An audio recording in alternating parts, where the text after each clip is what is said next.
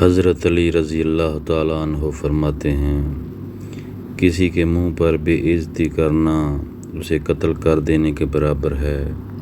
آپ صلی اللہ علیہ وسلم نے فرمایا، اگر جھک جانے یعنی عاجزی اختیار کرنے سے تمہاری عزت گھٹ جائے تو قیامت کے دن مجھ سے لے لینا۔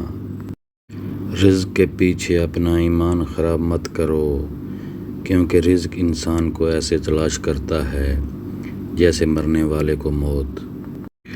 قبر روزانہ پکار کر کہتی ہے، میں تنہائی کا گھر ہوں، میں مٹی کا گھر ہوں، میں کیڑے مکوڑوں کا گھر ہوں۔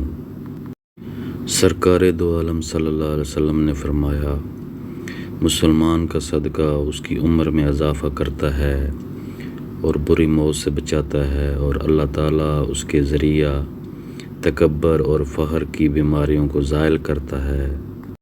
سردار الانبیاء صلی اللہ علیہ وسلم نے ارشاد فرمایا، نیکی حسن و ہلاک ہے اور گناہ وہ چیز ہے جو تمہارے دل میں کھٹکے اور تم اس بات کو گوارا نہ کرو کہ لوگ اس پر مطلع ہو جائیں۔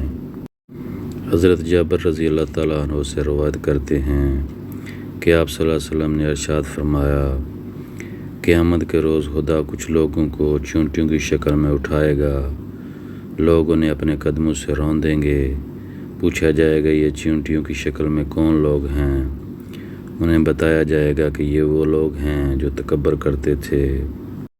حضرت علی رضی اللہ تعالیٰ عنہ سے پوچھا گیا، کیسے پتہ چلے گا کون کتنا قیمتی ہے؟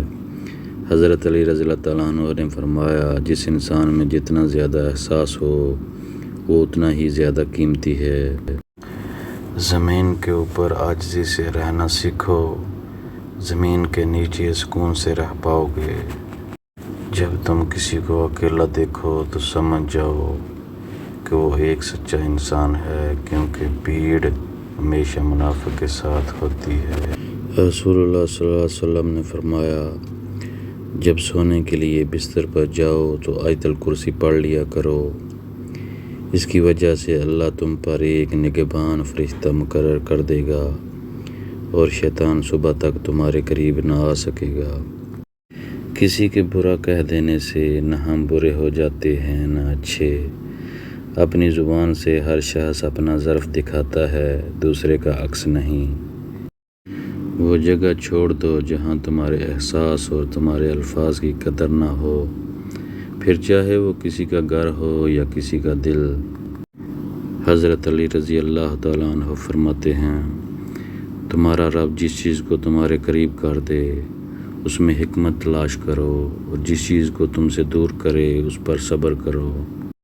حضرت علی فرماتے ہیں، مجھے تعجب ہے اس شخص پہ جو اپنی برائیوں کو جانتا ہے لیکن جب اس سے برا کہا جائے تو وہ ناراض ہو جاتا ہے۔